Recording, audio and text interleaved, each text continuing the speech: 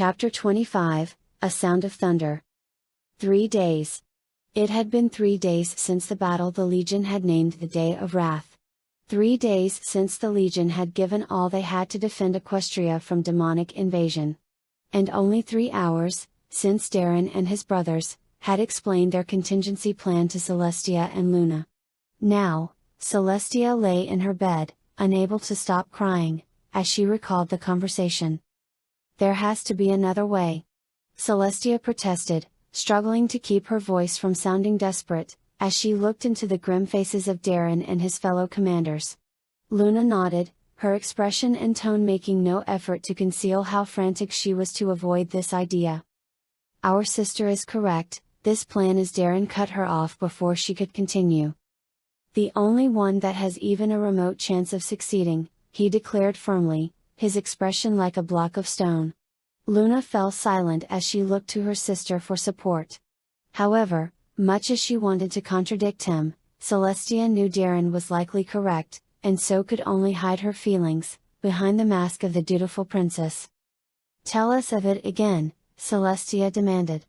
She had already heard it twice, trying to find some flaw or alternative that would give her a concrete reason to veto the idea. So far, she had found nothing. Darren likely knew what she was trying to do, but offered no comment. He already knew her search was in vain. "As you wish, milady," he said, his tone and words clinical and without emotion. "The plan is broken down into several phases.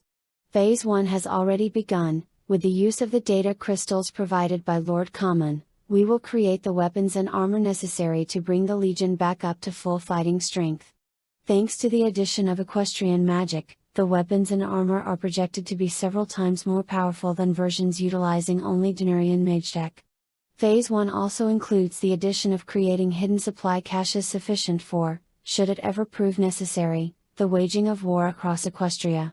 Additionally, we will begin the establishment of a number of concealed defensive locations for the protection of critical personnel, and as many civilians as can be accommodated given our limited timetable for fabrication."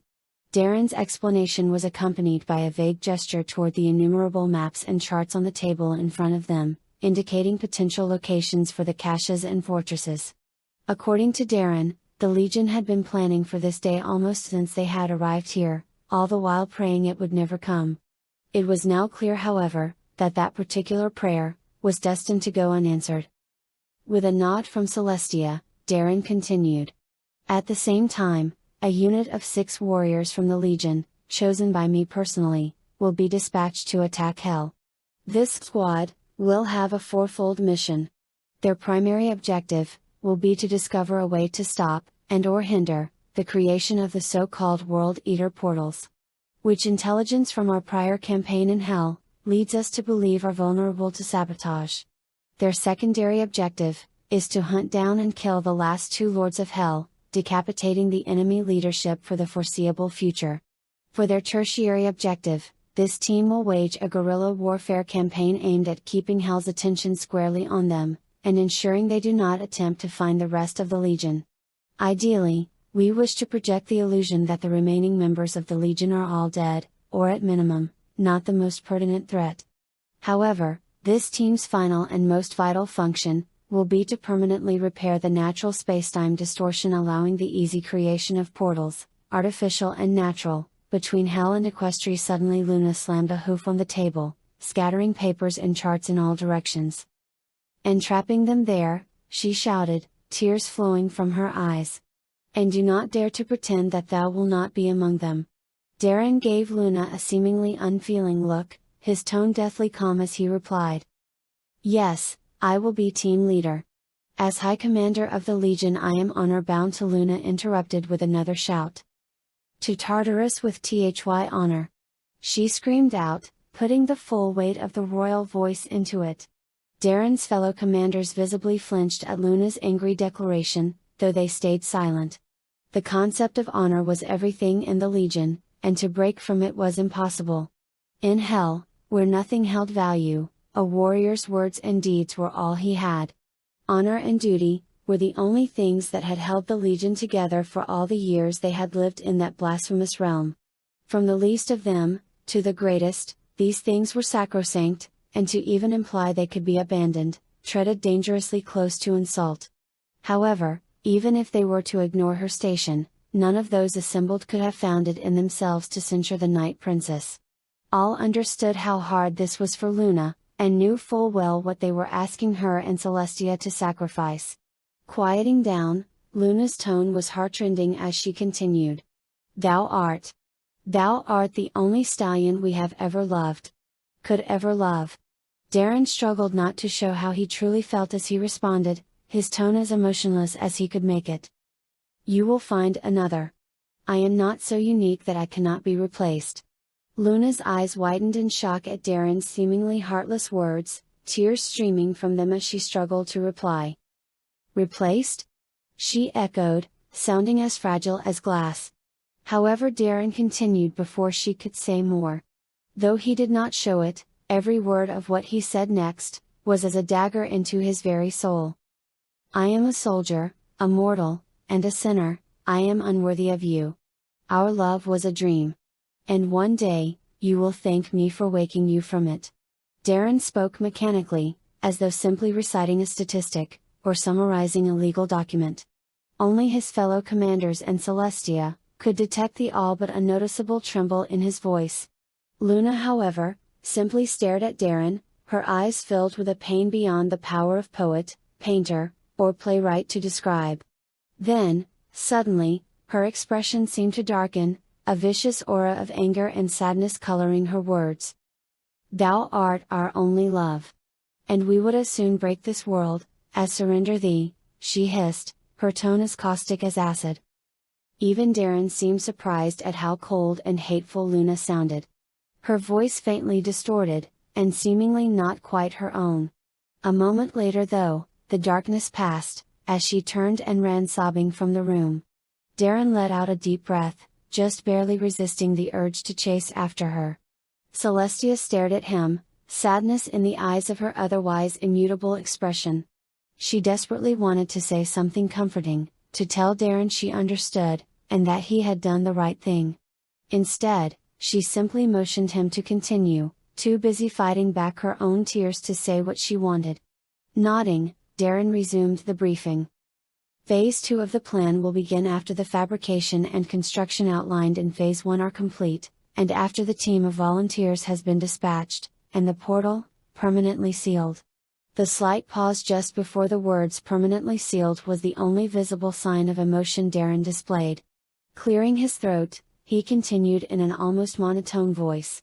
In Phase 2, the Legion and various volunteers from Equestria will construct stasis pods for every soldier we have. These pods will each be sufficient to hold one Legion warrior in full armor and kit, including weapons and ammunition. The pods will then be placed in 10 predetermined locations around Equestria, divided up into groups according to guard affiliation. Each of these locations picked to ensure that no matter where in Equestria a threat might arise, the Legion will be able to respond as swiftly as possible. Additionally, each guard will be equipped with a single-use teleportation device, sufficient to allow the guard in question to move themselves anywhere on the planet where there is demonic energy. I must stress, however, that these devices, in addition to being extremely hard to manufacture, are highly experimental, thus they will only be used as a last resort. Phase 2 will conclude with the stasis pods being placed deep beneath the ground. Once this happens, they will be utterly impossible to find, or access, unless activated. As to the activation, it will need to be performed at an as yet unchosen site, where what we have dubbed the Keystone will be constructed and hidden. Activation must be performed by either Ladies Celestia and Luna, or by an individual or individuals, designated by them via a simple enchantment. Additionally, in the event of either Lady Celestia or Luna's expiration, the activation enchantment will be bestowed upon a randomly selected pony in Equestria, whom the enchantment will automatically make aware of its presence and function. Taking a breath, Darren let it out slowly. Despite his best efforts, it was clear to those around him that he was having a far harder time with this than he was showing. And? Phase 3? Celestia asked, still praying to find a flaw she knew didn't exist. Darren took another deep breath as he replied. Phase 3 is the final and most vital piece of the operation, and once enacted, will be out of the Legion's hands. In Phase 3, any and all evidence of the Legion's existence is to be destroyed. Everything from letters and notes, to songs and stories mentioning humans, the Legion, Hell, or anything else related to us, will need to be utterly erased. Additionally, by royal decree, mention of the Legion's existence, even in passing, will be completely forbidden. This will ensure that no one, equestrian or otherwise, will learn of Hell's existence. Without this knowledge, no individual will be able to open a portal to Hell, or communicate with its masters in any way. Ignorance of the threat will be Equestria's salvation. You cannot open a door, if you do not know the door is there in the first place. As Darren finished, Celestia ran the plan over and over in her head, examining it from every angle. As before, however, she found no flaws. Turning to Darren, she struggled to keep her voice steady, and her tears contained, as she gave the order that tore her heart in two. "Very well then, we give our approval. Let it be done." Only now, in the safety and solitude of her private chamber, did Celestia let free her tears. "What have I done?" The question repeated in her mind over and over, like a Mobius strip of sorrow and condemnation. However, no matter how many times Celestia tried to justify her decision on Darren and the Legion's plan, the same horrible answer to her silent queries returned. "You sentenced the stallion you love, to die." Celestia wanted to believe differently, wanted to believe that somehow, Darren and the 5 brothers who went with him, would survive a second time. However, she inevitably concluded, that not even the most delusional of ponies would believe so obvious a lie. Celestia had tried to force herself to swallow every excuse she could think of. He and his brothers are the finest soldiers in the multiverse. Surely with their new equipment they could prevail? This excuse was easily the most feeble. Their new weapons and armor would be good, but no armor wrought by mortal hooves or hands was good enough to balance such uneven scales. Perhaps the mission will be over faster than we think? They could return to Equestria in a week for all we know. That idea stood up to barely more scrutiny than the first. The last 2 Lords of Hell were the first, and the 9th.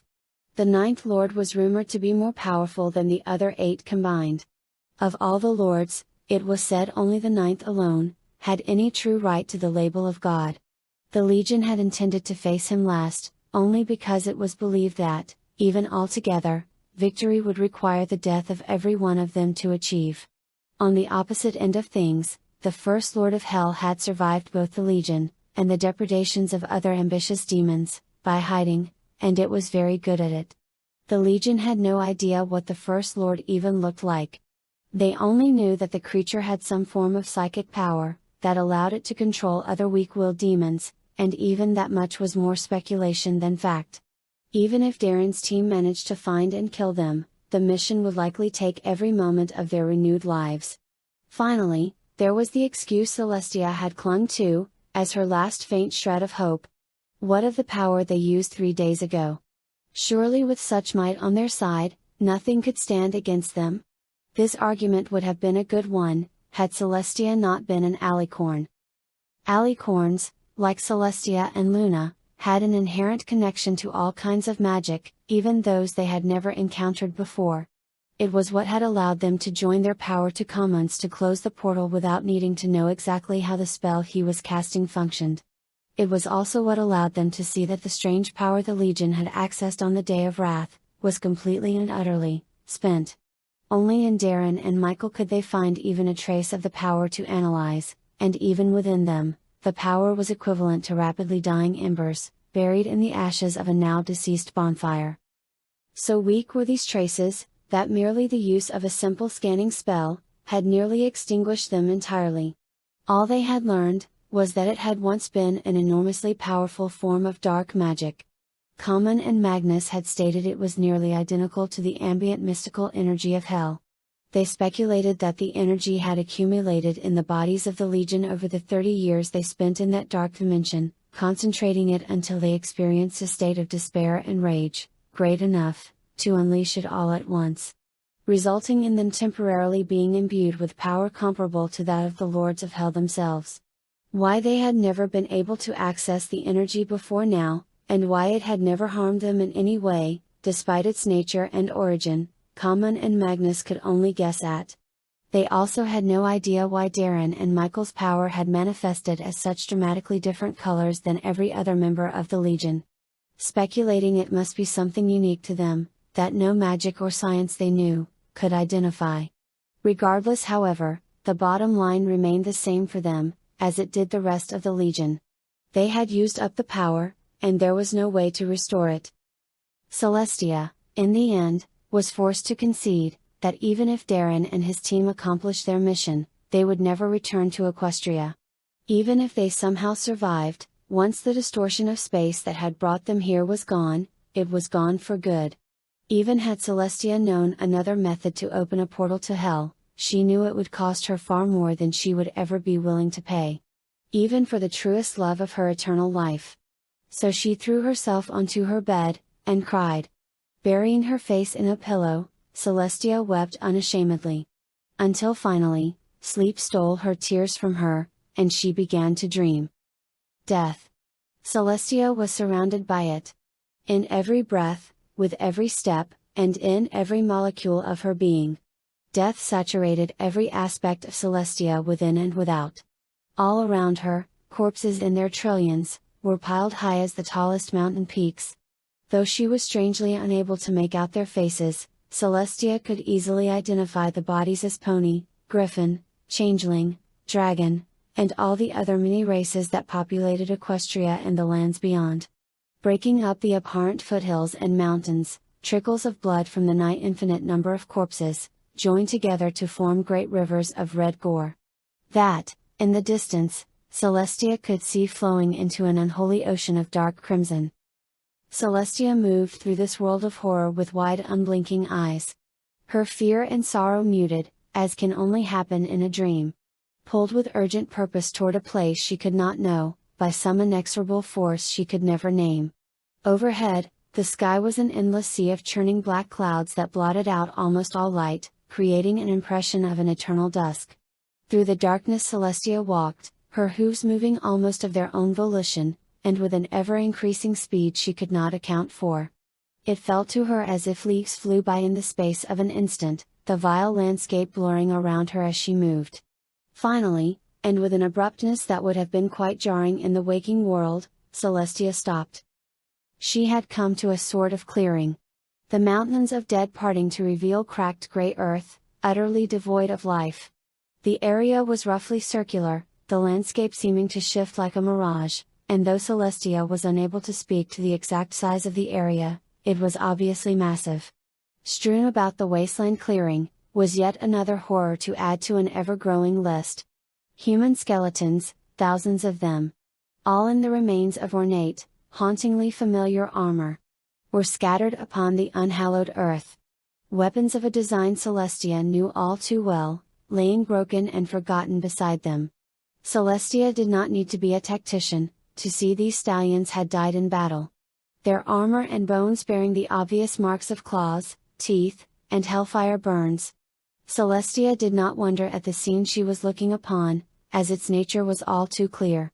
These were the bodies of the Doom Legion, and this world of death. This was Equestria. Celestia felt silent tears flowing down her cheeks, bowing her head as a sense of grief and rage assailed her, even through the forced ennui of the dream world. Had she been in the waking realm, Celestia had no doubt her mind would be in ruins. As it was, she could easily imagine herself thrashing wildly in her bed, her screams echoing throughout the castle. Standing amid the nightmare landscape, Celestia was feeling ever more like a prisoner in her own body. Desperately wishing to react to the unholy visions around her, yet constrained by the damnable forced calm of her sleeping mind. For a moment, she wondered where Luna was. Surely her sister would swoop in at any moment to save her from this torture? Only then did Celestia recall Luna storming out of the meeting earlier.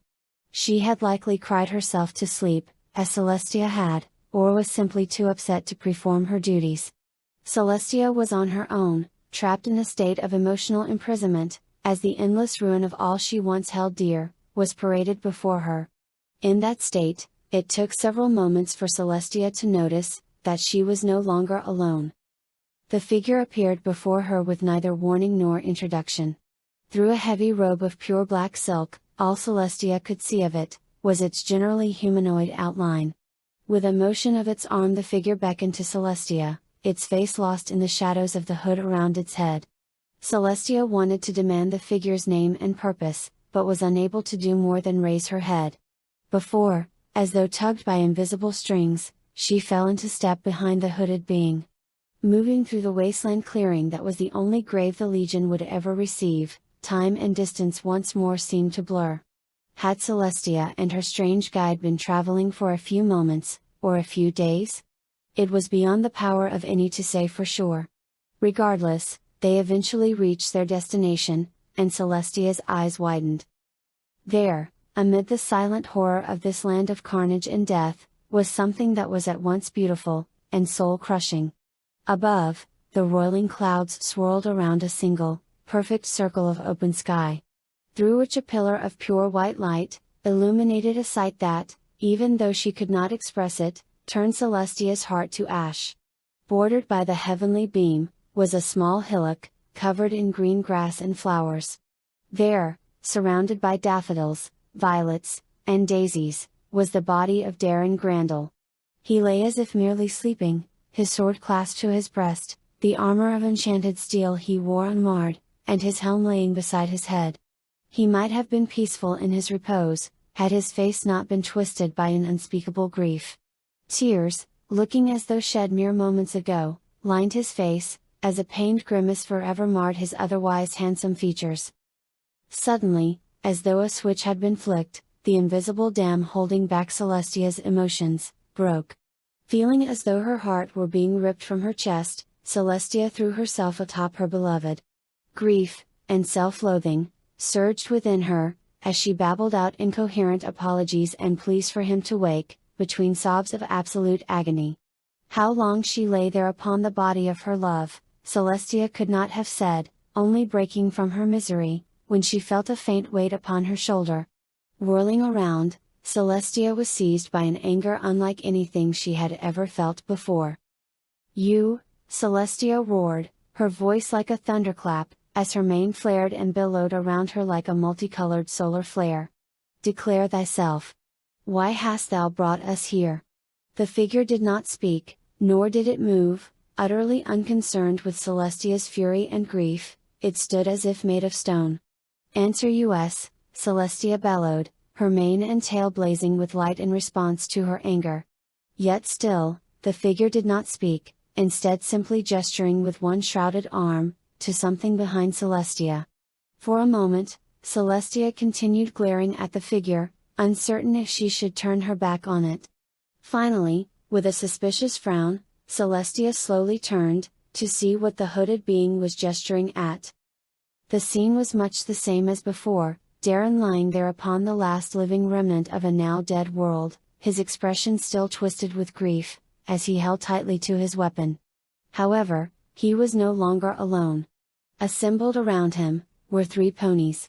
2 mares and a stallion, one a unicorn, one a Pegasus, and the last, an earth pony.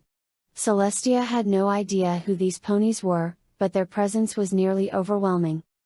The unicorn, a mare, had a mane that was like an ethereal white mist, within which could be seen glowing golden arcane symbols of innumerable types, appearing and disappearing at random. Her coat was a deep purple, that shimmered with a strange energy, and her cutie mark was that of a complex hexagrammic magic circle, done in gold and silver. The Pegasus stallion was lean and muscular, his coat a swirling gray that shifted constantly from purest white, to almost black, as though his coat was a living reflection of all the clouds in the sky. His mane was a brilliant blue, that crackled with faint sparks of electricity, and his cutie mark was an image of a constantly swirling hurricane. The earth pony mare had a deep green mane that was like a tangled mass of vines, and as Celestia watched in awe, flowers blossomed upon it, before falling off and disappearing, only to be replaced by fresh ones.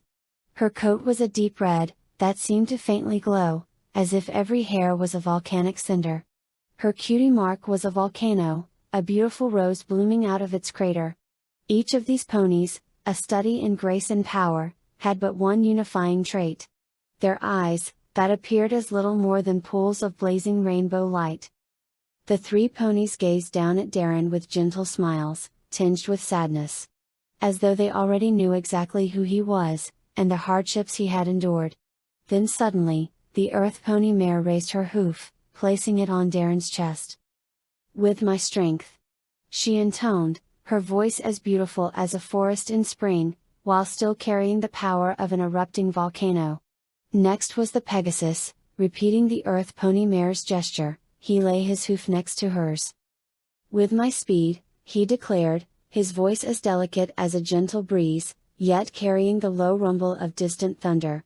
Next was the Unicorn, whose hoof joined her fellows, the gesture reverent and unhurried. "With my magic," she declared, her voice echoing as though coming from every direction at once. After a moment, the three ponies turned to look expectantly at Celestia. Celestia hesitated for a moment, 1,000 nameless fears entering her mind. Then suddenly, her thoughts quieted, as she felt a sensation she could not explain.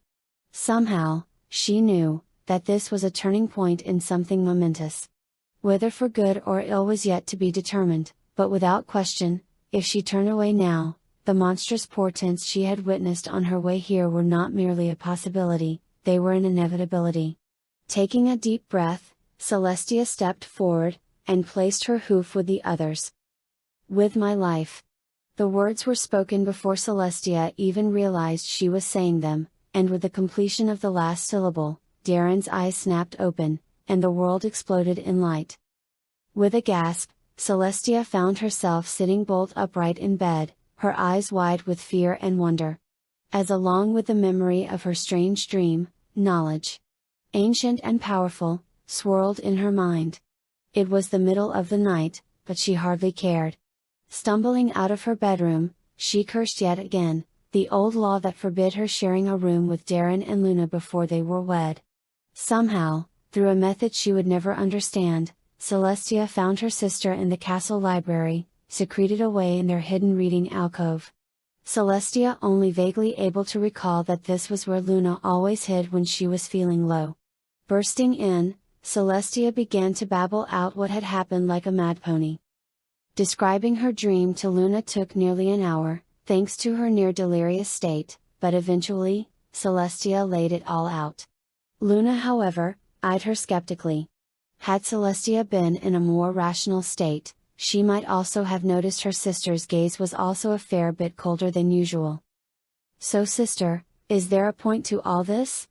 We apologize if our sorrow at the loss of our one true love has prevented thee from getting a good night's sleep," but Luna's acidic comment was interrupted, as Celestia grabbed hold of both her shoulders and shook her. "Dost thou not understand, sister?" Celestia declared, almost shouting. "We can do it. Hope is not lost." Luna, her anger now completely overwhelmed by concern for her sister's sanity, used her magic to gently, but firmly, remove Celestia's hooves from her shoulders. Reflecting that perhaps Celestia was taking Darren's loss harder than she originally thought, Luna adopted a far more gentle tone. "Sister, we understand that thou have had a trying night, how about we prepare thee some warm milk?" And once more Celestia interrupted, smiling like a complete lunatic as she replied. "Oh Luna, you silly, there is no time for warm milk. We must get everything ready. Because our dream showed us how to do it. Our dream showed us how to save Darren." Luna's eyes widened in shock, all concern gone as she stared at Celestia with rapt attention. "Tell us everything." Darren stared out over the assembly of his brothers, their neat ranks the very definition of military discipline. It had been nearly 4 weeks since he had been given leave to proceed with his plan by Lady Celestia, and since then he had seen precious little of her or Lady Luna. Luna. Darren's heart ached when he thought of the last words he had spoken to her. How many times had he awoken in the middle of the night, seized by the urge to go to her. To tell her he hadn't meant a single one of those heartless words. To tell her she and Celestia meant more to him than anything else in all the infinite realms of creation. only to stop himself just in time, and repeat those same cold words he had spoken to her, like some kind of vile mantra. Our love was an illusion, I am the seraph's servant, not their beloved. I was a dalliance, a fling, and that is all I shall ever be. Nearly every night since the meeting, Darren had awoken and told himself this, hoping that given enough time, he might believe it. Now however he refocused himself firmly on the present. The Seraphim sisters had requested that the entire legion assemble just outside of Bridaldown. Not far from the location of the arcane forges the Elder Guard had constructed, with the help of the most brilliant unicorn mages in Equestria, to craft the weapons and armor the legion would need for their final, and most important, mission. Progress had been excellent so far. Already 6 suits of armor and sets of weapons had been fashioned for Darren and his team. The suits were undergoing final testing now. Soon, they would be fully operational, soon, everything would be ready, and Darren and his brothers would leave the gates of heaven behind, forever. Glancing farther afield, Darren saw the beginning of the area that the Legion had begun referring to as the Blight. The area where the battle of the Day of Wrath had taken place. The last of the demonic corpses had been burned in mystical fire long ago, and every effort had been made to purify the area. Alas! It seemed that not even the power of the Legion and Seraphs combined, could completely erase the taint of the demons. The area was, for the most part, now a stretch of barren earth. Yet to the observant eye, it was clear something was wrong. The few plants that had begun regrowing, were doing so with unnatural speed and vigor. 2. Their appearance was ever so slightly twisted, their shadows lengthened, their colors dark and foreboding, and, according to those ponies brave, or foolish enough to try, their taste was vile and bitter. Additionally, the strange plants appeared highly resistant to earth pony magic, and thus all efforts to guide their growth were met with failure. The area affected was small thus far, but the Elder Guard, as well as the unicorn magi studying the phenomena, had stated that the area was expanding at an exponential rate. Even the clouds above had been affected, parts of them hardening in a way that was wholly unnatural, and defying the efforts of even the best trained Pegasi to corral them. Efforts were underway to create a ward to shield the populated areas of Equestria from the corruption, and Common and Magnus had stated that the Blight's potential for growth, while quite large, was not infinite. Still, the knowledge that, even if only in some small way, the demons had marred this holy realm, was yet another weight on Darren's mind. Shaking his head and letting out a deep breath, Darren ordered his thoughts and saluted, as Celestia and Luna came into view. A moment later, the gesture was repeated by every one of his brothers. Luna tried her best to hold on to the dutiful expression she wore. She felt drained, emotionally and physically. The last 4 weeks had been spent in feverish preparation for this day, yet she could feel no joy at its coming. Celestia, of course, seemed unaffected as always, her kind if weary smile, and aura of beneficence, showing not the slightest blemish. How surprised thy subjects would be to learn of the poisonous viper behind thy facade! Luna thought bitterly, before immediately feeling guilty. She was certain her sister was simply hiding her pain, the visage of strength Celestia wore, undoubtedly concealing a hurt no less grievous than Luna's own. Yet still, Luna could not quite extinguish the faint flame of resentment burning in her heart. When Celestia had stated she had a way to save Darren and his brothers, Luna's heart had leapt. Yet, on hearing the details, she soon realized that the salvation her sister spoke of, in her half-awake delirium, was not at all what Luna had envisioned. It would not erase the need for the Legion's plan, nor would it spare Darren from having to go to his all but certain death. Still, Luna could not deny that it would vastly increase the chances that Darren and his brothers would succeed in their mission. Additionally, while Darren's departure could not be prevented, there was at least now a chance, vanishingly small though it was, that he might find a way back to them. Even Celestia had admitted that the odds were infinitesimal, if even they existed at all. Yet, like a drowning pony biting at straws, Luna would take a forlorn hope, over none at all.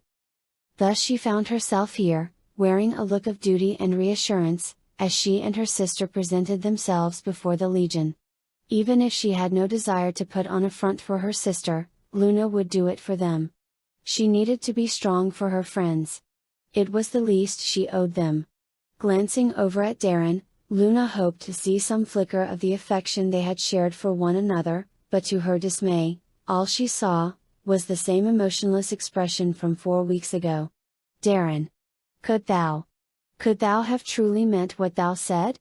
She wondered, a sharp pain in her heart, as Celestia began to speak to the assembled legion. Friends? She began, her steady tone and gentle gaze as unwavering as ever. We cannot even begin to describe either our gratitude, or our sorrow, at this moment. Celestia paused to take a deep breath, seemingly deciding what to say next. We wanted so very much for thy journey to be over. Our desire was, that thou should never have to take up arms again. That thy days would be spent in friendship and joy alongside our little ponies.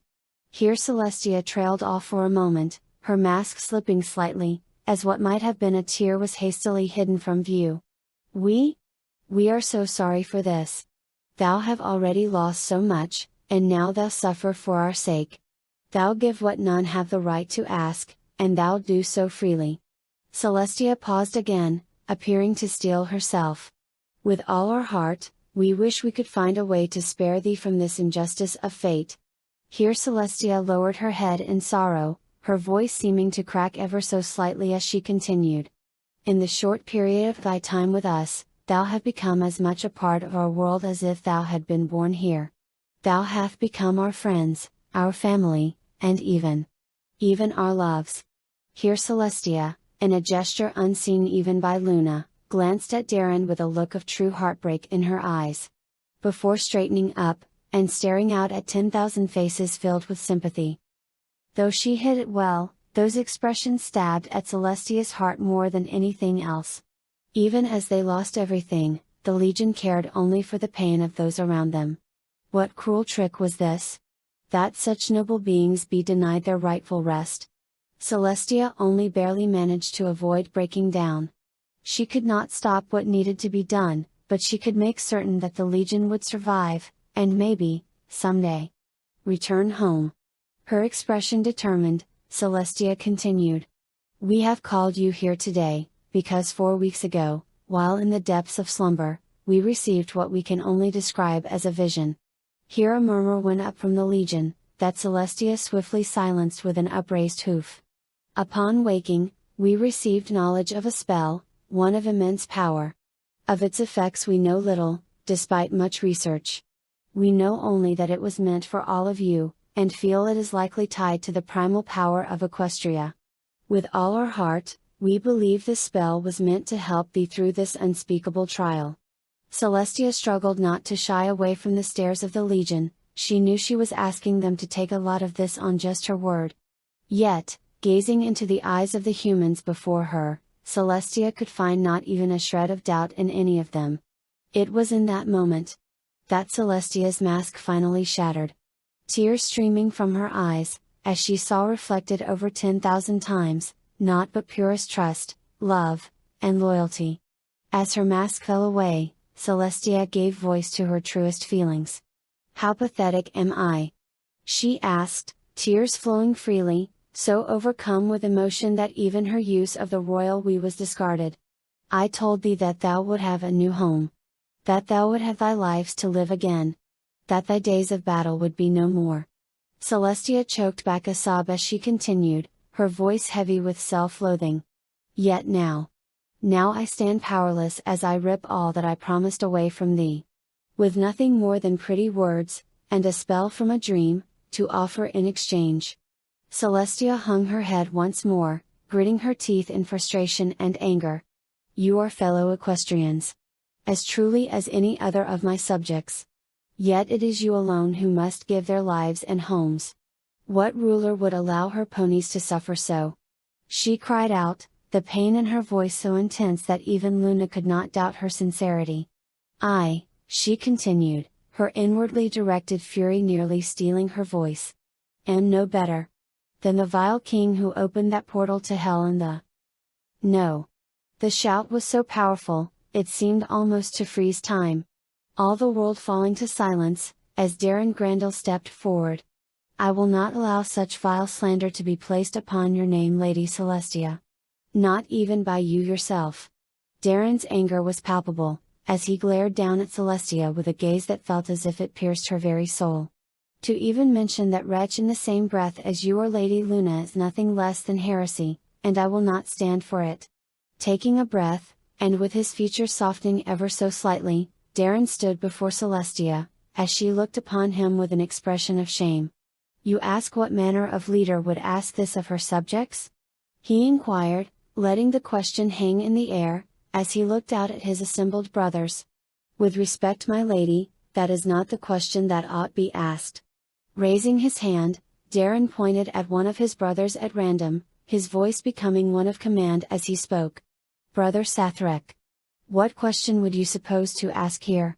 Stepping forward at attention, and offering a swift salute, Sathrek's reply came without even a moment of hesitation. What man, who finds his home and family under threat, would refuse the call to arms? Sathrek's reply was utterly devoid of uncertainty, as Darren nodded approvingly. Indeed, brother. What man, who sees the enemy at his door? Who sees his neighbor's home ablaze? Who sees his family and friends uncertain and scared? What man would not take action? Darren turned to look once more at Celestia. Even had we not sworn to defend this land, even were you not the light's holy children, even had we but fists and rocks to fight with, it would change nothing. Taking a breath, Darren looked out over the heads of his brothers, gazing toward the horizon. Gesturing in the direction of the distant and pristine landscape beyond the blight, Darren continued. For however long or brief a time, this land is our home. And we will defend it, with our lives, no. With our very souls. Darren regarded Celestia with an odd, faraway look in his eyes. You did not force this choice upon us, my lady. For there was no choice to make. Country? King? Glory? These are things that men choose to fight for. But home? Family? Friends? These are things men must fight for. Celestia's heart ached, as she stared into Darren's eyes, fighting back new tears as she nodded, her voice a broken whisper as she replied. I do not know if this spell will save you. I want to believe it will, but I do not know. Darren seemed almost serene as he replied. I am afraid no spell can offer me salvation, he declared calmly. Both Celestia and Luna did a double take, Darren continuing as if he had not noticed. Whatever this spell you speak of does, it cannot possibly save me, nor my brothers. Tears once more began to flow from Celestia's eyes, as Luna's expression became like stone.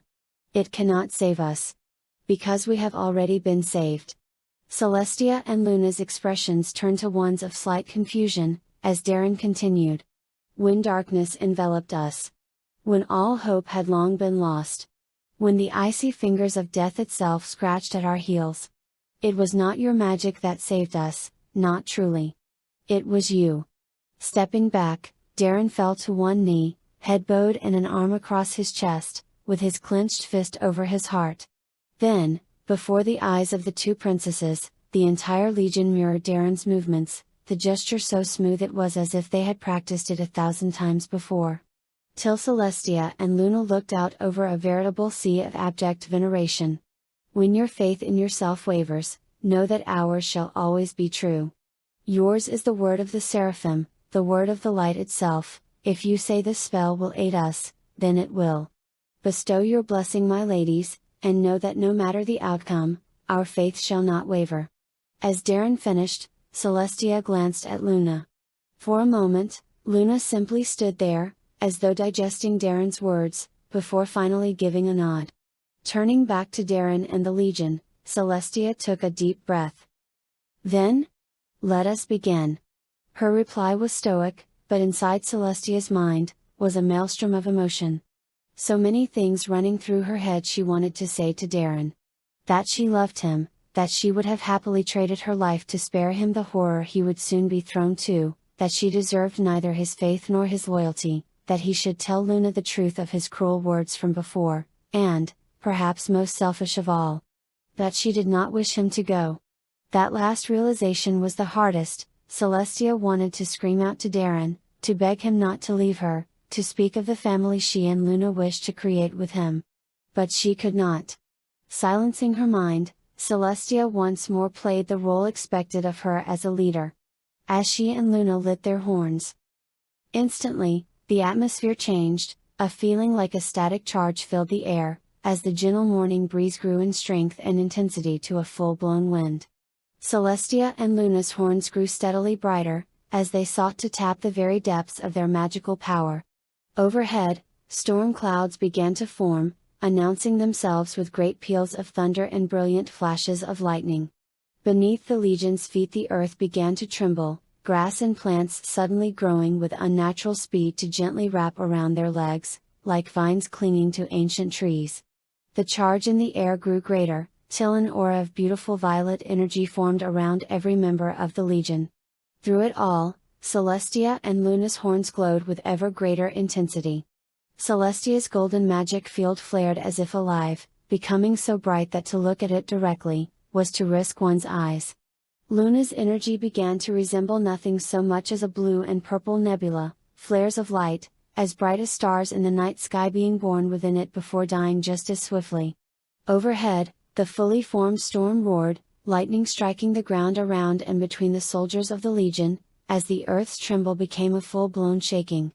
The aura of violet energy around the legion began to shimmer and change, becoming a rainbow of hues, its light growing ever brighter.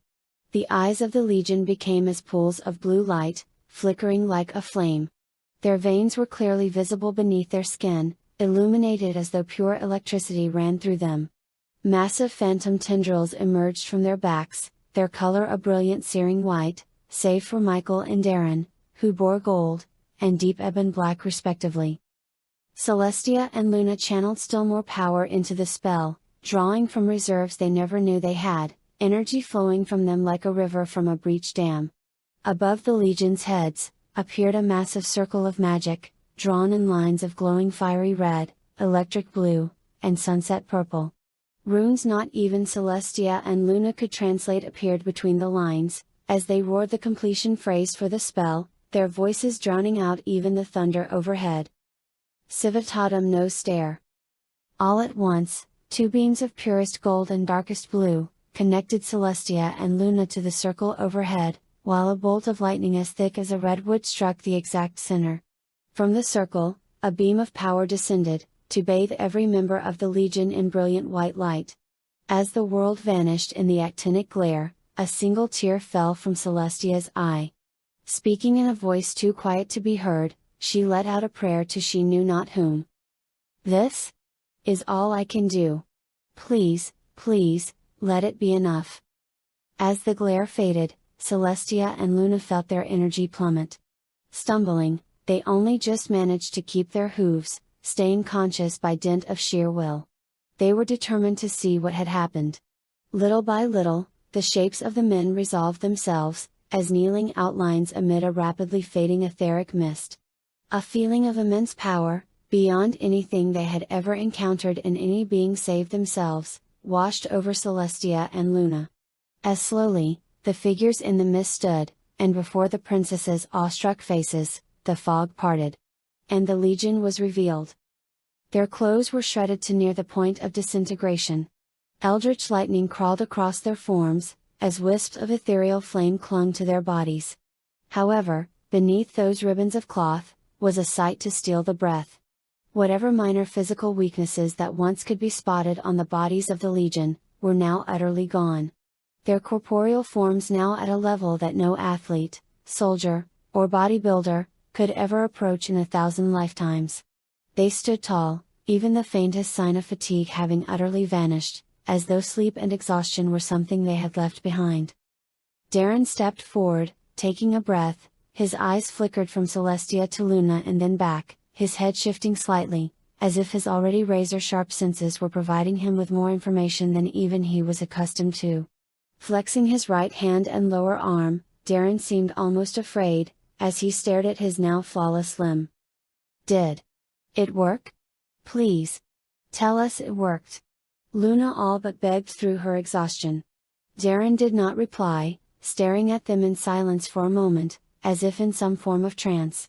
Suddenly he turned and walked a short distance away, to an errant boulder sticking out of the ground. For a moment, he stared at the piece of granite, his expression becoming one of intense concentration. Then, before either princess could speak so much as a single word, Darren pulled back his fist, and struck the boulder with every ounce of his strength. The chunk of protruding rock was approximately the size of Darren himself, and at least a foot thick. Even for one as strong as Darren, it should have shattered his hand and arm beyond repair. Instead, Darren's fist went straight through the boulder, exploding into dust and fragments, as though it were but cheap plaster struck by a cannonball. Turning back, Darren gave a small smile, as he displayed his completely uninjured hand. "Yes, my ladies. I believe it did." Finally, with an exhausted smile and a grateful sigh, Celestia and Luna at last gave in to their bodies' demands, and collapsed. Unconscious as they were, they did not see Darren sprint a distance of over 15 feet, his body little more than a blur of movement, to easily catch them before they hit the ground. Nor did they see, as he and Michael each lifted one of them as if they weighed no more than a feather, and carried them without so much as an errant breath to their bedchambers, just under a mile and a half away. Darren stared at himself in the full-length mirror before him. His new armor fit him well. Done in the ancient style of the Knight Sentinel's order, it belied its antiquarian appearance by being one of the strongest and most versatile designs of powered armor ever created. Utilizing a fusion of equestrian magic and Durian mage tech, it made even his old suit of mega armor look like a child's toy. Appearing outwardly as nothing so much as a suit of full plate from the distant past, the symbol of the Doom Slayer upon the right breast its sole ornamentation. The Mk3 Angelus armor, Knight Sentinel pattern, was a true marvel. The outer shell was composed of a new formula of mage steel, that was stronger than the armor of a tank, while still being light as a feather. The shell was mounted on a full-body suit of adaptive self-repairing, enchanted nanofiber, that was stretched over a flexible skeleton of strength-enhancing fiber bundles, granting a farther boost to the wearer's now demigod-like strength and speed. The armor was also enchanted to resist and repel all forms of damage and environmental strain, including extreme heat, cold, and even magic, radiation, and acid. Turning from the mirror, Darren picked up his helmet off a nearby table. He gave a weak smile as he considered for the 100th time, how much its design reminded him of a bucket. His smile soon faded, however, as he stared into the thin, black crescent visor.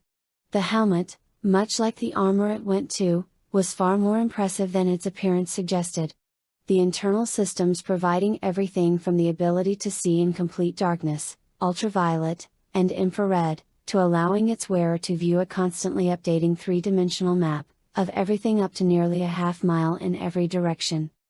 Together, the helmet, armor, and Darren's newly minted blast rifle, blast pistol, and hard light energy sword, represented the greatest weapons Equestria, and humanity, had ever produced. Humanity. Darren trailed off as he held up the hand he had, not so long ago, used to shatter a boulder into pieces. It had not taken long after receiving the Seraphim's blessing, for the Legion to realize that it had done far more than enhance their strength and speed. Darren had not slept in over a week, yet still felt as rested and alert as if he had gotten a full night's rest. He had not eaten, nor drank, anything in nearly 3 days, yet felt no more hungry or thirsty than if he had dined an hour or two ago. Additionally, the last time he had rested, he had gone to sleep after cutting his hand rather badly while examining his new sword, only to awake and find the wound gone. Only a nearly invisible white line, indicating it had ever even existed at all. Am I still human? Darren wondered aloud. Shaking his head, Darren dismissed that line of thinking. He had lost his humanity long before he had ever even met the Seraphs. Besides, after living in the society of the Seraphim and their children, he had come to realize how little humanity humans actually possessed. Magnetically locking his helmet to his waist, Darren glanced around the room that had been his home for nearly a year. Before his eyes, he replayed the memories of the 9 months he had spent in blissful joy with Celestia and Luna. There were the 3 chairs by the window where they had drank tea, and read stories of romance and adventure to each other. The large couch in front of the fire, where they had held one another close as Celestia and Luna formed images of beauty and wonder in the flames using their magic. The bed, where they had fallen asleep in each other's arms. Narrowing his gaze, Darren dismissed the memories, crushing them down into his subconscious with a vicious finality. The memories meant nothing, the pain in his heart meant nothing. It was a dream. Darren intoned, refusing to acknowledge the tears his body desperately wanted to unleash. It is time to wake up. He growled, as he reminded himself of his duty, of his true purpose. My lord. Turning, Darren met the gaze of Michael Sanchez as he stood in the door frame. Though his voice was steady, Michael could not fully conceal the sorrow in his eyes, as he continued. They are waiting. Darren nodded, slowly turning to face his oldest and most loyal friend and comrade. Looking past his lord's shoulder, the sadness in Michael's eyes grew still greater. Do you require a bit more time? Darren hesitated a moment, on the verge of saying yes, but then thought better of it. There was nothing left for him in this room, save ghosts and pain. Delaying the inevitable would not change that. No, brother. I am finished. Darren replied, as he moved past Michael and out into the hall. Falling in behind his lord, Michael was surprised when he abruptly stopped. Brother Sanchez. Michael? Michael's eyes widened slightly at his lord's use of his first name. As a rule, Darren only called him that when it was particularly important. Yes, my lord? Michael replied, his tone and expression neutral. There is something I wish to ask of you. Something personal. Michael stayed silent, waiting for his lord to continue. I am leaving Unmaker here, Darren declared, still keeping his back to his lieutenant. Michael nodded, despite the ache he felt in his heart at doing so. He of course had objections, many of them in fact, but none that he could describe as anything other than selfish. Still, he couldn't help the words that came next. I do not suppose there is any way I could make you reconsider? Darren kept his back turned as he replied, his tone stern. There is not, we cannot afford the loss of any of the Hellbanes, and to be blunt. We both know this mission is not the kind you return from. Michael struggled to keep his voice steady as he replied, still attempting to protest, despite his conviction not to. But my lord, the Seraphs. Darren cut him off with a raised hand as he continued. I know when I first asked you to take up my mantle, you refused. That is why I am not asking this time. You, Michael Sanchez, are, in the event the Legion is awakened and I am not there, hereby ordered to assume command of the Legion as the new Doom Slayer. Do you understand? Michael hesitated, a sick feeling in his gut staying his words, as he finally internalized the reality of things. His mentor, and dearest friend, the man who had shaped him from a child of privilege into a leader of armies. Who, despite tragedy, horror, and madness, had been his guiding light through 30 years of unending warfare and death, was leaving him behind. Michael began, before Darren interrupted. Do you understand? Darren barked, silencing Michael's unspoken objection. Swallowing, Michael tasted ashes in his mouth as he replied. Yes, my lord. I understand. Taking a deep breath, Darren nodded to himself. Good, then here is my request. My last request. Michael stiffened, despite knowing all of this was coming, it still felt like a punch to the gut. I am listening, my lord, he stated, only barely managing to keep his voice steady. Turning to face Michael, Darren stared into his eyes, and Michael nearly gasped. He had never, in all the years they had fought together, seen his lord look so vulnerable. His expression looked utterly exhausted, in a way Michael couldn't even begin to describe, and within the icy blue orbs that were his eyes, was a nameless look of fear he would never have imagined the Doom Slayer capable of. When I am gone, and should you awaken, please, brother, promise me, that you will keep Luna and Celestia safe. Michael took a deep breath before nodding. On my life. And with my soul. Michael replied. Darren nodded, the look of vulnerability his face had held, vanishing beneath the expression of the unflinching soldier. Turning away once more, Darren resumed walking. "Then let us be about this," he declared, his voice a cold whisper. The ponies of the town of Bridledown waited, and watched. From sidewalks, from atop carts and piled boxes, and from rooftops. Normally, on a day such as today, shops would be open, streets would be bustling, and a smile would adorn every face. But not today. Today the shops were empty, the windows of every home dark, and signs reading closed were hung on the door of every business. The sidewalks were full, but the streets themselves were barren, devoid of any form of life. As if even the birds and insects could sense what was happening, and were keeping a respectful distance. From the sidewalks, lined with unicorns, pegasi, and earth ponies, no smiles came. Only looks of sorrow, and silent tears. Many of those present held single red roses or pale white lilies, clutched to their chests with one hoof, some carried entire bouquets. Others had hung banners displaying the symbol of the two sisters alongside symbols of the ancient kingdoms of Dua. Those ponies who had come in clothes, had all dressed in black, the mares wearing dark dresses and gossamer veils, while the stallions were done up in black frock coats worn over black waistcoats. The sky above was dark gray, the Pegasus weather teams having decided that for this day, even the sky itself should wear the colors of mourning. Many of those assembled had been waiting since before sunrise, having got up extra early to ensure everything was ready. This day had been dreaded, ever since the princesses had explained the Legion's plans, and why they were necessary.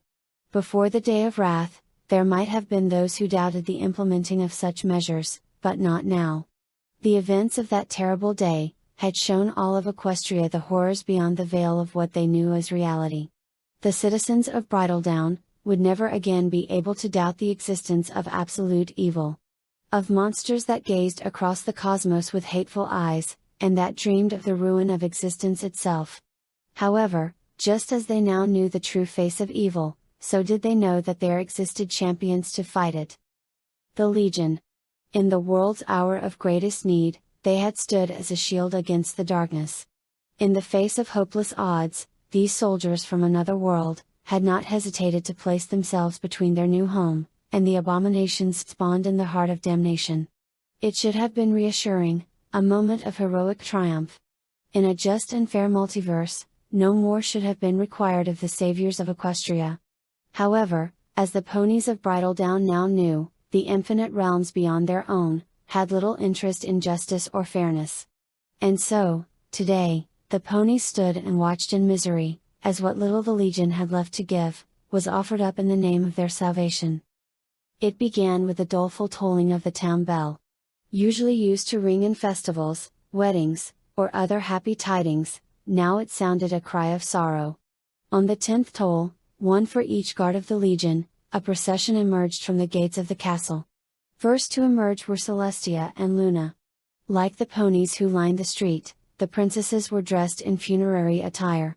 Each having discarded their royal regalia in favor of dresses of ebon black, and veils of midnight lace, that did little to hide their pained expressions. Flanking them, were two members of the Legion, each bearing a flag.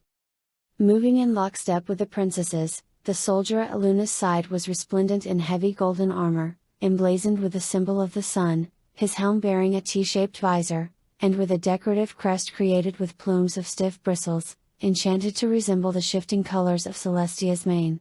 The flag the golden warrior carried was emblazoned with the symbol of the two sisters, below which was written, Suchi o Tatae. Though none of the ponies could read the symbols, they knew it meant, praise the moon, in the ancient language of Shido. Conversely, the soldier at Celestia's side was dressed in armor of midnight black, and of a design featuring overlapping plates on the shoulders, thighs, and helmet. The helmet visor was in the shape of a monstrous snarling face, and the chest plate proudly displayed a crescent moon, in beautiful mother of pearl. The flag he bore also depicted the symbol of the United Princesses, but beneath it were the words, Avsalis, or Hail the Sun in the language of Azulos.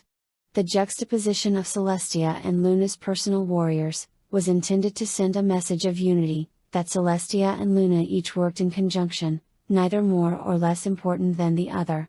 However, as the princesses passed their subjects, it felt as if the only thing currently uniting the princesses was their grief. Next to come were the flags of the 10 guards of the Legion, each held by an armored warrior of the guard to which the flag belonged. Past the assemblage of ponies was paraded the hammer and anvil of the Iron Guard, the Ouroboros of the Elder Guard, the Eye and Hand of the Shimmer Guard, the Burning Spear of the Zulu Guard, the Thunderbird of the Ghost Guard, the Wolf's Head of the Glacier Guard, the Sea Serpent of the Scarlet Guard, and the Sign of the Armageddon Guard, whose flag bore the personal rune of the Doom Slayer. Only the Solar and Lunar Guard flags were immediately familiar to the crowd, as they had each discarded their original heraldry, in favor of their mistress's cutie marks. However, in truth, all this pageantry was lost on the ponies, as the figures of the ones they had truly come to see, resolved themselves. In total, there were 6 of them, each clad in identical Night Sentinel pattern armor, polished to a mirror finish, their helmets held under one arm as they marched forward. Darren, better aware than any, of the suicidal nature of the task his team would face, had declared he would only accept volunteers to accompany him. Yet, the instant the call had gone out, every member of the Legion, bar none, had come running to put forth their names. In the end, at the suggestion of Michael, the decision had been made by lottery. Let the light choose its champions, he had declared. Darren had agreed, but only under the condition that the commanders and lieutenants of the Legion withdraw their names. They were already forfeiting one commander, he would not allow the loss of a second. It had taken nearly 2 days to organize the choosing. Each Legion member putting their name on a piece of paper, that was then placed in a massive pocket of swirling air created with magic. When finally all the names had been put forth, Darren had plucked the chosen 5 from the vortex one by one, and read them aloud. First to be chosen was Jack Cowell, a member of the Scarlet Guard, who had once fought and bested 3 Hell Knights while waist deep in a river of blood. Next was Kawi Brightriver, of the Ghost Guard, and Yomi Kiyagawa of the Lunar Guard. Alone on a scouting mission, Kawi had made his name known by managing to kill over 100 demons, using nothing but a bow, a quiver of 50 arrows, and a demon bone hunting axe. Yomi, meanwhile, was famed for having taken down 2 barons of hell at once, with only a dagger. After them came Baraghar Firefist of the Glacier Guard, who was renowned for being the man who killed one of the bodyguards of the 5th Lord of Hell, using nothing but bare fists. Finally was Anaka Kasawa, of the Zulu Guard, who had personally put out the eye of the 8th Lord of Hell with a single spear throw, while at the same time locked in close combat with a mancubus. These were the deeds these men were famous for in the Legion, but the ponies of Bridledown knew them for other reasons.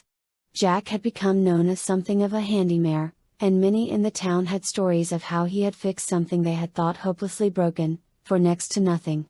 In his spare time, Kawi had taught groups of foals basic survival skills, and even occasionally took them out on camping trips, after which they talked their parents' and friends' ears off with details of what he had taught them.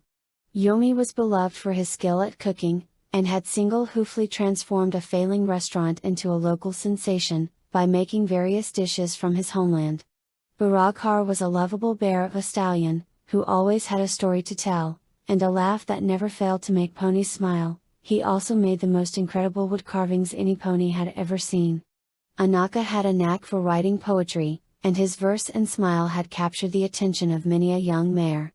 To the residents of Bridledown, these men were not warriors of legend, nor even saviors of the land, they were friends, neighbors, family. As they moved past the ponies who knew them best, the sound of tears being shed became an ever-present refrain. Slowly, the grim procession marched through the streets and out of the town, the ponies on the streets falling in behind as they passed. No human, nor pony, spoke a word, as they headed toward the Blight, where waited the rest of the Legion. Standing at attention, the soldiers of the Legion stood side by side in 2 great blocks of 5,000 strong, each separated into further blocks of 1,000 by guard affiliation, and parted into groups of 500 on either side of the path, creating a corridor leading to the procession's ultimate destination, a raised wooden platform, where the portal to hell would be opened. Dressed in black mourning attire, few of the Legion soldiers yet bore armor or weapons. As even after many weeks of work through day and night, they had only managed to produce about 100 or so suits of armor, and about twice that number of various weapons.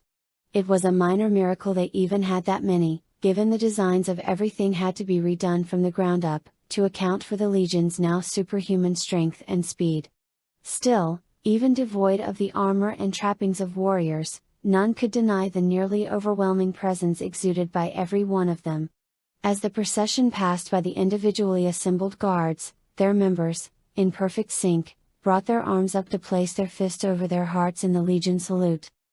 As the procession ascended the simple wooden steps to the top of the platform, they were greeted by Michael Sanchez and the 9 remaining Legion commanders, dressed in the traditional funerary garb for each of their lost homelands. Each offered a quick bow to the princesses, however Celestia and Luna barely acknowledged the gesture as they approached. Parting from their flag carriers to stand alongside Michael in front of the other commanders, the princesses took up position, before observing the rest of the group take their places. Next to come were the Legion standard bearers. Splitting into 2 groups with almost unearthly precision, they stood along the edges of the platform facing out toward the crowd, their flags held out before them at a perfect 45-degree angle. Last to come, were the 6 chosen warriors. Filing past Darren in silence, Jack, Kawi, Yomi, Baraghar, and Anaka formed a line before the princesses, Michael, and their commanders. Then, as if following some invisible cue, both they and Darren, fell to one knee, bowing their heads and placing their fists over their hearts in the Legion salute, before rising and turning to face the crowd. Both Pony and Legion fixed their gazes on Darren, as he moved to stand in front of his team, expecting him to give a speech, to have some words to assuage the sorrow of those he was soon to leave behind. Darren had many times throughout his tenure as the High Commander of the Legion, given innumerable such speeches. Whether to inspire before a battle, commemorate a victory, or mourn a fallen comrade, he had always managed to find the words necessary to stir the hearts of those around him. Yet, as he stood there, the crowd before him waiting expectantly, all that could be heard, was silence. Darren, at first, could not have said what was wrong. What it was about the scene before him that felt so utterly and inescapably alien. Everything thus far had gone exactly as intended. Reinforcing the idea of this being a permanent parting, and thus allowing the ponies they were leaving behind to properly grieve and move on with life, had been Darren's own idea, and he could hardly have wished it to go better. Ponies were all expressing their sorrow, many weeping openly, and all others were struggling to put on a brave face. Their grief was clear, and Darren had not even started the goodbye speech he had written, and spent a week fine-tuning, for exactly this moment. Everything was going according to plan. So why did the sight before him seize his throat, and cause his words to turn to dust on his lips? Then, quite suddenly, it dawned on him. The source of his disquiet laid bare in the form of a revelation as vile as it was damning. This was not Equestria. This was not his new home. The Equestria Darren loved was not a place of misery or grief, filled with the cries of the forlorn and heartbroken. It was not a place of dark skies, dour dress, and quiet misery, and it most certainly was not a place for tragic partings. Yet, in his effort to help the ponies accept the loss of their new friends and family, that is precisely what Darren had made it. As this horrid realization traveled through Darren's mind, he felt an indescribable self-loathing well up within him. How he could have, even in ignorance, committed such a blasphemy he would never be able to say. He had taken something beautiful and pure, and twisted it, forced it into a shape it was never meant to hold. Already Equestria and the citizens of Bridledown were near the edge of despair, and in his callousness, he may yet have pushed them over the brink. Darren had lived long without hope, and only after it was returned, did he understand, how unforgivably cruel a fate that was. The ponies needed to see this sacrifice for what it was, a noble act of faith, a temporary pain that would serve a greater good. It was with no small degree of horror, that Darren realized his idiocy might have endangered the entire plan. Only if the ponies had hope, would they keep the secret of the Legion willingly. Despair would undoubtedly, whether as a result of grief-inspired rebellion or altruistic desire to honor the Legion's sacrifice, caused them to break the vow of secrecy. Only hope could persuade them to keep faith with the idea that this dark moment would be worth the pain. In his heart, Darren felt his misery turn to an iron resolve, as he realized what must be done. Long had he been a symbol for the Legion. As the Doomslayer he was a symbol of fear, a symbol of fury, a symbol of victory and the resilience of mankind. But never one of hope. He had never sought to be such a symbol, nor the right to claim to be such.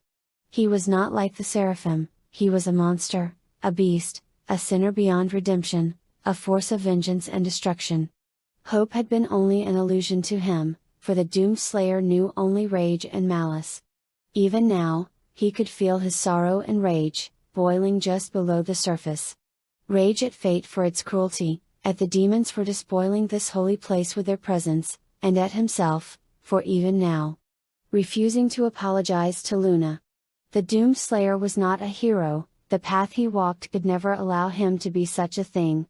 However, today, if only this once. If only for the Seraphim and their children, whom had given him so much, despite all that he was. If only for them, today he would, for just a moment, play the hero. Today, the Doomslayer would bring hope. My brothers, tell me, do you remember, on the day we defeated at Sarek, the song we sang? The question was greeted with curious expressions from his brothers, as he continued speaking. We had just finished collapsing his tower, only to see a demon host in the hundreds of thousands on the horizon. We were weaker back then, and civilian militia outnumbered soldiers 3-1. To be free of our pursuers, we would need to break through them. Morale was high among the soldiers, but many of the militia were still afraid. So many demons, far more than we had ever encountered before, and while back then we had far more men in our ranks, we still were outnumbered. Darren paused as his brothers nodded, some even smiling faintly, as Darren continued to recall the memory. We had bloodied the enemy in a way they could scarcely imagine. One of the lords of hell, a supposed living god, lay dead at the feet of mortals. More smiles appeared, as the somber mood gave way to a flicker of pride. Hell sought to punish us, and sent a punitive force to overwhelm us. The militia were afraid. Many ready to break and run, certain our end had come. And then our brothers in the Glacier Guard began to sing. That song, an ancient marching hymn from Odinia, it put fire in the hearts of militia and soldier alike. As rain against stone did the last vestiges of our fear flow off of us. We charged into battle, the song on the lips of every man, woman, and child within the newly christened Legion. A smattering of cheers were heard, as Darren's gaze and words were filled with a fierce and powerful energy. We fought. Our ferocity a thing to behold. For every one man we lost, the enemy lost 10. With spell and blade we carved our way through the enemy ranks. And even as our brothers and sisters died, they sang the song, roaring it to the sky, daring all the lords of hell to try to silence us, screaming out to all of existence that the last sons and daughters of Genoa would not, now or ever, go silently into that good night. This declaration was met with loud cheers and enthusiastic shouts of approval. My brothers, today we depart the gates of heaven, and I see fear and sorrow upon the face of all those we leave behind. The shadows of the unknown nip at their hooves, and threatens to steal the smiles from those we love. A deafening roar of anger and outrage greeted this pronouncement, as Dara raised his voice still higher. Sing with me, my brothers. Sing with all your heart and soul. Sing till the heavens shake and the earth trembles. Till the darkness itself recoils in terror. Sing, my brothers, and let this world know, let all worlds know, that hope is not yet lost. A roar of assent greeted this pronouncement, as Darren began the song. Song, Die with Honor by Man-O-War. As the song's lyrics washed over them, the ponies of Equestria stood in awe. Never in their lives had they heard a song of such power or conviction. As the rest of the Legion lent their voices to the chorus, the feeling only grew greater. As the song went on, ponies felt their spirits lift, as an aura of might and conviction blazed out from the Legion to envelop them, and for a moment, everything changed. For that one instant, the ponies felt as the Legion did, and sorrow and pain were made irrelevant, in the face of an overwhelming pride. And in that pride, the ponies found their hope. As the song went on, ponies and Legion alike sang out, their voices shattering the early morning quiet in its entirety. Darren, standing atop the platform, raised his fist to the sky, the clouds above him parting as though afraid of the thunderous voices beneath. A pillar of purest sunlight broke through to shine on Darren, and then rapidly expanded to encompass the entire Legion, and their pony allies. The song growing ever greater in volume as, unnoticed by all but a few, a strange shimmer, like waves of heat, began forming around the Legion warriors. As if in response to the soaring emotions, and echoing hoof stomps, the shimmer expanded, to a form that, in a certain light, made it seem as if all within the Legion, bore translucent feathered wings. Yet few were those who noticed, as the assembled crowd screamed their fury to the heavens. Fearless hearts, filled with pride, into glory we shall rise. As the song ended, the ponies' hearts blazed with a certainty that they could not account for. They would, now and always, shed tears for those they lost this day, but no more would they despair. One day, long in the future, the Legion would return. On Equestria's darkest day, when generations of future ponies cried out in fear and terror. When finally the day came when an evil arose that Equestria could not defeat alone. When all the world cried out for a savior, the Legion would return. In fire and glory, they would rise, and all that was evil in this world and beyond would know their wrath. This the ponies knew with absolute certainty, and as the song ended, they joined the Legion, roaring their defiance to the uncaring multiverse. I'll die fighting with my brothers side by side. Celestia stared at the now open portal that swirled before her. At the center of several circles of glowing Durian runes of warding, it was of a different cast than the one created by the demons. Being only a foot taller than Darren himself, and having the appearance of an ovoid tear containing a swirl of red and black energy. The border was a line of blue lightning and green floating runes, that crackled and pulsed faintly. The opening itself had been surprisingly simple, taking only a few minutes of her, Luna, Common, and Magnus channeling their magic into the location of the spacetime distortion. After nearly a week of the Elder Guard, and scores of unicorn magi casting spells of warding, concealment, and protection, Celestia had expected it to take longer. The sealing would be nearly as simple. Once on the other side, Darren need only utilize a specially prepared sealing crystal and the portal would close. The distortion fixed, and the fabric of reality healed over, like a mere paper cut. After that, the creation of a portal would be impossible without the proper rituals, and even then, only from outside of Hell. Not even the Legion had ever uncovered the exact nature of the rituals Hell gave to its unwitting cat's paws in other realities. Though what little they did know, suggested that opening even a small portal, required the sacrifice of dozens, if not hundreds, of souls in order to accomplish. As she watched, the 6 armored figures of Darren and his team assembled before the open portal.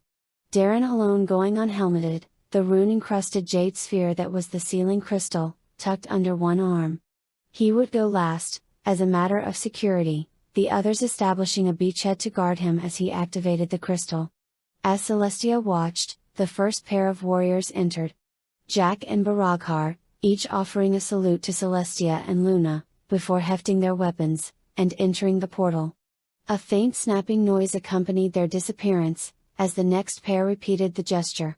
Yomi and Anaka were next to go, followed by Kawi, till finally, only Darren remained. However, as he moved into position, and prepared to enter, Celestia spoke. Darren. Pausing in mid-stride, Darren looked at her with a blank expression. Every fiber within Celestia's being once more screamed at her to beg Darren not to go, to plead with him to send some pony else. However, as ever, she knew she could not. So she contented herself with giving him a last sign of her and Luna's affection. A hope that, even if it could never be fulfilled, she could not leave unsaid. When the day of thy return comes, thou shalt stand with us and our sister not as our guardian or beloved, but as our king. For a moment, Darren's expression registered surprise, as his gaze flicked between Celestia and a frantically nodding Luna. We shall never surrender our dream, Luna declared, her voice trembling slightly with a faint note of desperation, as tears flowed freely from her eyes. A brief look of uncertainty passed across Darren's face, before turning to a sad smile, as he gave Luna a nod.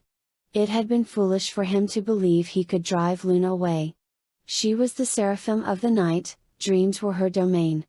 If she wished to cling to this one, who was he to gainsay her? Still, he knew time would inevitably do what his coldness and distance could not, and one day she would realize the truth. Fastening his helmet in place, Darren struggled not to say the words he knew Luna wished to hear. Darren would let her keep her dream, but he would not feed a delusion, even if he desperately wanted to. The doomed slayer must live in reality, must confront the harsh cruelties of the truth. He would never return to this land. He would die in hell.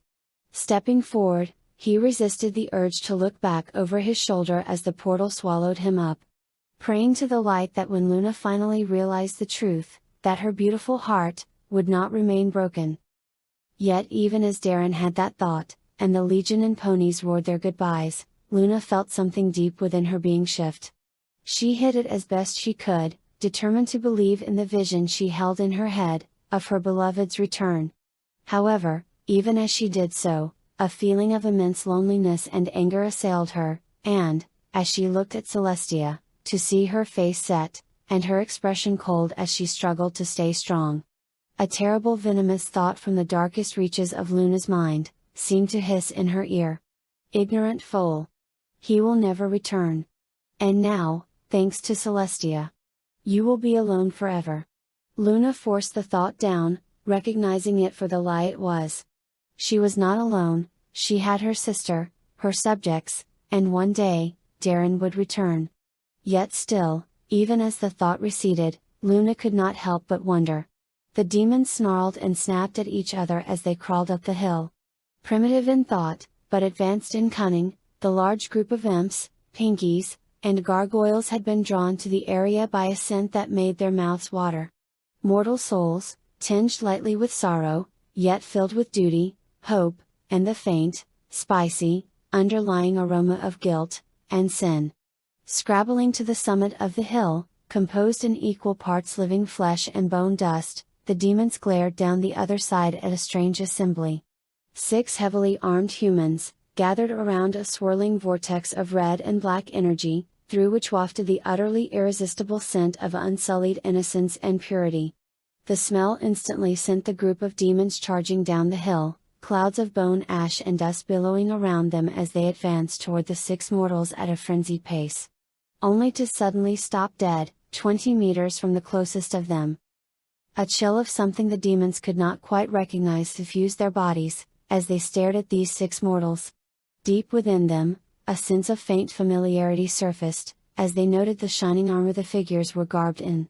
By all rights the demons should have been charging forward without any thought, save that of tasting mortal flesh and souls once again, yet something stayed their advance, halting them as surely as a wall of iron. Facing out in a semicircle, 5 of the mortals stood with weapons ready, as the 6th faced the portal. In his hands he held a sphere of green stone, etched with countless runes that glowed with a faint golden radiance. Raising it up to the portal, he spoke in an ancient long-dead tongue, what the demons instinctively recognized as a powerful rite of sealing. The space around him seemed to warp, as a beam of golden light connected the orb to the dead center of the portal. Before the cadre of lesser demons could so much as take a breath, there was a blinding flash of light, and a sound like a volcano exploding. A powerful inward rush of air sent the demons sprawling onto the ground, screeches of rage and pain echoing through the air. Only the humans in their armor of silver seemed unaffected, standing tall, like monoliths erected at the dawn of time. Then, as the demons picked themselves up, the final human warrior turned. And the demons froze. His appearance was no different to that of his fellows, save for 2 things, the symbol upon his armor that all demonkind had come to know, and the aura surrounding him. A brutal malevolent fury seemed to explode out from him, filling the air with a scent of hatred and bloodlust. Yet it was different from how the stories of demons told it to be. Now, the scent was sharper, purer, focused, no longer the scent of a mere wrathful beast, but the scent of a just, righteous anger. 2. Was the overpowering scent of something that no demon had smelled on a mortal in eons. To mortals, had they the ability to detect it, it would have smelled like lavender, roses, and honey. To the demons, it was as burning hair and rubber, and filled them with unremitting horror. The doomed slayer had long been the only mortal hell had ever feared, but now, suffused in the scent of holy energy, it was clear. He was mortal, no longer.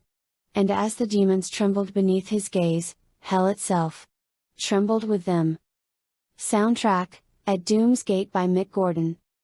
Darren stood with his back to the gathered demons, the sealing orb, its purpose served, now crumbled to dust in his hand. His heart a maelstrom, as he stared at the point where the portal once stood. In that moment, he felt despair threaten to consume him. For an instant, his limbs became as lead, his heart as dust, and his soul, as a ragged scrap of cloth amid the storm concealed within him. The last time he had known such pain, had been on Nua, when he had seen his beloved child, breathe her last. This time however, when the pain came, Darren was ready for it. Steeling himself, he forced his emotions down into the depths of his mind. He felt no sorrow, for his was a holy mission. He felt no loss, for his duty was all he required. Fortifying his mind, he forced the painful memories of who and what he had just left behind into a box. And then hurled that box into the depths of his subconscious. A sword had no need of love, a shield no need of memories. He was a guardian, a holy servant to the Seraphim. The Seraphim, no matter what his heart may have told him, loved him as a queen her knight, and nothing more. To serve was his only love. As it should be. Turning, Darren looked out over the broken landscape of hell, stretching out into the infinite. Then, gathered before him and his brothers, he saw the demons. A sense of righteous rage assailed Darren as, beneath his helm, his eyes flickered from blue to red. As slowly, he stalked forward, seeming to the demons to grow larger with every step, as he joined his brothers. "Orders, my lord?" asked Biraghar, his voice a cold rumbling growl through his helm speakers.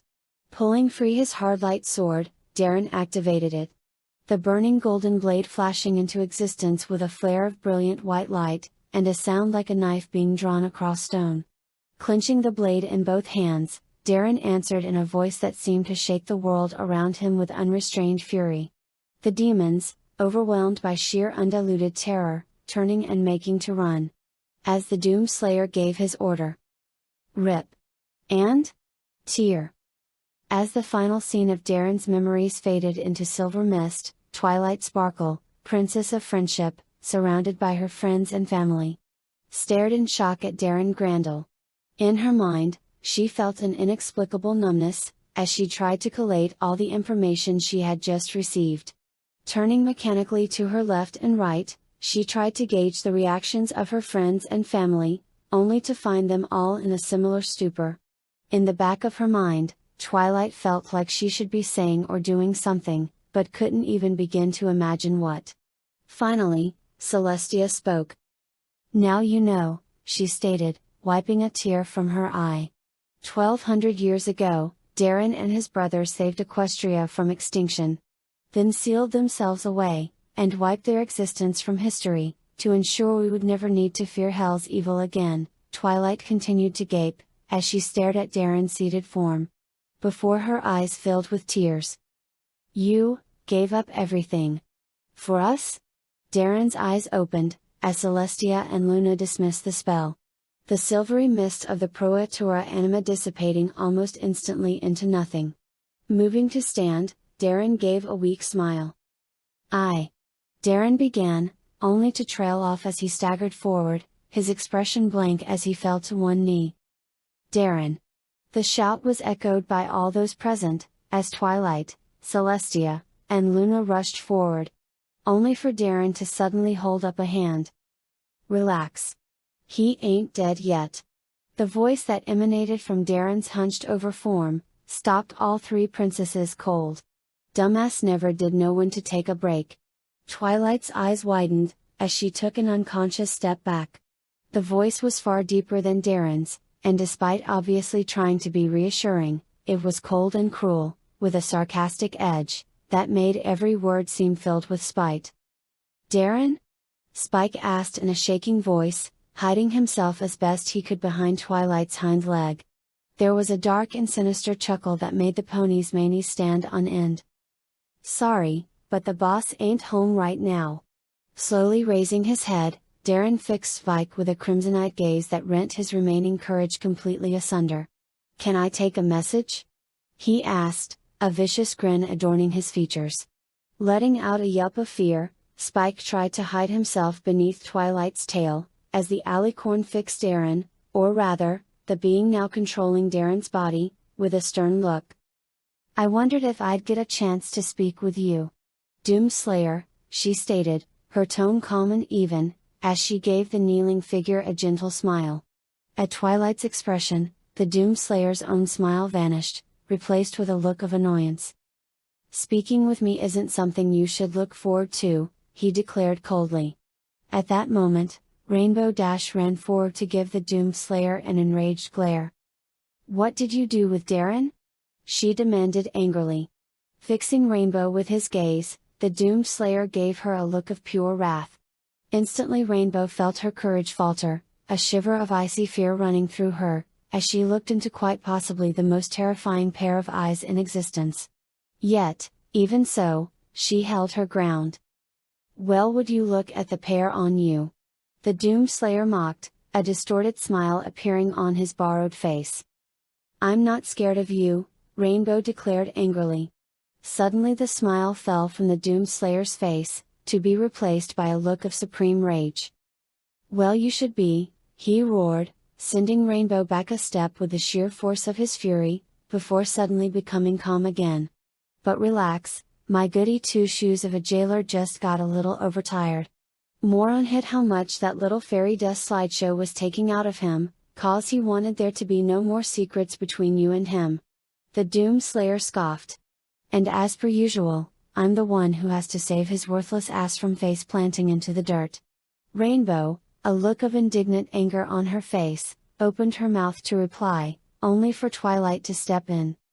"Thank you for your assistance, Doomslayer," she said, her tone completely sincere. The Doomslayer gave her a nasty, if calculating, look. "Stop," he stated, his tone low and threatening. "Stop what?" Twilight asked innocently. "Stop trying to make friends with me." The Doomslayer's tone was cold as ice, even as Twilight gave him a genuinely kind look. "Why do you want me to do that?" For a moment, it looked like the Doomslayer was going to explode again, his eyes bulging with restrained fury. Taking a deep breath, the Doomslayer spoke with a voice dripping with condescension. "Look, Starbutt, I want to make one thing perfectly clear. I am not here to be your friend. That's what that other idiot is for. Let me explain what it is I do. When someone, or something, threatens you, I kill it. I pull out its guts, I wrap its intestines around its throat, and I pull till the squealing stops. Then I find out where the thing that tried to hurt you's friends are, everybody and everything it has in its life that offered it support, be it military, physical, or emotional, and I kill them. I ram my fist up their ass, grab whatever passes for their tongue, and pull it out their sphincter. Finally, I find their family, cousins, aunts, uncles, mothers, fathers, and even children if I feel it necessary, and I kill them. I peel off their skin, roll them in salt, then drown them in a vat of fucking acid while they beg for their light-forsaken lives." Pausing to take a breath after his rant, the Doomslayer fixed Twilight with another enraged glare. "Do you understand?" Twilight simply gave a sad smile. "If that's all you are, then why do you sound so scared?" The Doomslayer's eyes widened for a nearly imperceptible second, before once more narrowing with rage. "Excuse me?" he growled, looking like he was suppressing an urge to rip out Twilight's throat. I could hear it in your voice. Twilight explained. It's faint, but there's a slight tremor, one that indicates fear. The Doomslayer let out a growl. Stop pretending like you fucking know me. He snarled. Now Cadence stepped forward. But she does know you. The Princess of Love declared. After all, you can't love some pony without knowing them. She loves Darren Grandel candy ass. And in case you haven't been paying attention, I'm not him. Cadence just smiled. After all I've seen, I'm not so sure I believe that. She replied smoothly. The Doomslayer opened his mouth to reply, but suddenly stopped short. Tilting his head, it almost seemed as if he was listening to something, before taking a deep breath. There is a difference, he declared, his voice almost calm. His bluster and fury muted as he realized neither princess was intimidated by it. I know you Seraphim like to have faith in everybody and every pony, but trust me, I'm not the kind of guy you wanna have in your social circle, even assuming Darren would let you. Here, the Doomslayer let out a weary sigh, speaking in a tone that sounded almost regretful. There's gonna be a day when you realize that some beings are beyond redemption. When that day comes, I don't want it to hurt you any more than I know it's already going to. Letting out another sigh, the Doomslayer shook his head. Look, I ain't got much time left to talk, and I doubt we'll ever speak again anytime soon, if ever. So I'm warning you, even if you're too naive to listen, I'm a lost cause. Twilight just gave another serene smile. I believe lost causes are the causes most worth fighting for, she declared. Behind the Doomslayer, Celestia nodded. We kept faith in you and Darren for 1200 years, we don't intend to give up now. Indeed. Luna chimed in. I can assure you from personal experience, that no pony is beyond redemption. The Doomslayer shook his head, his expression becoming something that, on another being, would have been called sad. You're wrong, he declared simply. Redemption is for guys that wanna stop being monsters, and I learned a long time ago that if I wanna keep anyone safe, I never can. Before anyone could reply, the Doomslayer briefly tensed, his eyelids fluttering, as his head drooped, hiding his eyes from view as his body went limp. Just before the Doomslayer would have fallen, he took a staggering step forward. Raising his head, he revealed a gaze that had reverted back to a familiar icy blue. Darren? Twilight asked. Picking himself up, Darren Grandel nodded. For the first time since any pony present had known him, Darren looked his age. Dark circles adorned his bloodshot eyes, and he moved with slight stops and starts, as if he could not quite get his limbs to obey. He appeared slightly hunched over, and everything about his posture spoke of an immense exhaustion, both emotional and physical. What? What did he say to you? Darren demanded, his eyes narrowed in anger, even as his body swayed unsteadily. Twilight hesitated for a moment before finally replying. Mostly. That we should stay away from him. She explained in a slightly sad voice. Darren, finally managing to steady himself, gave Twilight a look that was deadly serious. Sound advice, surprisingly, but I can see the sympathy in your eyes, and hear it in your voice, so allow me to provide some additional clarity. Never, under any circumstances, allow yourself to feel empathy for that wretch. Darren's voice was calm as he spoke, but there was no mistaking the faint undertone of spite as he continued. The Doomslayer may not wish you harm, but a leashed monster is still a monster. Even if I were to allow for the idea of his intentions being noble, that intent would be invariably warped by the mere fact of what he is. You cannot trust anything he says at face value. Twilight gave Darren a searching look. Even if you both say almost exactly the same thing? She inquired. Darren paused for a moment, but simply shook his head. He has lived within me for over 1,000 years, my lady, that his words reflect my own is no surprise. However, it changes nothing. To reiterate, a necessary evil, is still evil, and should be treated as such, he declared, his tone carefully controlled. But? Twilight trailed off as she saw Celestia and Luna give a sad shake of their heads. Clearly, This was not the first time Darren had had this conversation. Letting out a sigh, Twilight decided to let the matter drop, as Celestia stepped forward to stand with Luna next to Darren and Twilight. Her tone gentle as she spoke. "It is nearly time for me to lower the sun. I propose we all head back to the castle for now." Luna nodded her agreement as she adopted a light-hearted tone. "Indeed, besides, I don't know about any pony else, but I am feeling rather peckish." Instantly, as if to highlight Luna's statement, Applejack's stomach gave a loud growl. As Everpony turned to look at her, the farm pony gave a chuckle, a faint blush coloring her cheeks. "Hee, sorry about that, Everpony. The princess is right though, I was so busy with that yarn about your past, I plumb forgot about how hungry I was." Pinkie nodded. "Yeah, I thought about using my emergency cake, but I wasn't sure if listening to a story so hard you forgot about lunch qualified as an emergency. So I decided I better wait till the end of the story so I could ask Everpony else what they thought." Turning to look at Darren and the others, Pinkie's expression became expectant. "So, do you guys think listening to a story so hard you forgot lunch qualifies for using emergency cake?" With a slight chuckle, Twilight left Pinkie's question unanswered, as she turned to give Darren a smile. "Well, Darren. What do you say? Ready to go home?" At Twilight's question, Darren seemed to pause. Home? All at once it struck him how much weight that word carried. This was it. This was the end of the mission. He had slain the last of the Lords of Hell, he had disabled the Well of Souls, and the Crucible was now completely out of Hell's reach. Finally. After over 1200 years, after what seemed an eternity of blood, pain, and sorrow, finally, the last mission of the Doom Slayer was complete, and he was home. Looking at the smiling faces of Twilight and the others, Darren felt tears trickle their way slowly down his face. Smiling, he nodded, his mind feeling genuinely at peace for the first time in centuries as he replied. "Yes, my lady. I believe I am." As Darren exited the Everfree forest he could not help but smile. It was hard to describe in words, but something fundamental had changed between him and the chatting group of ponies surrounding him.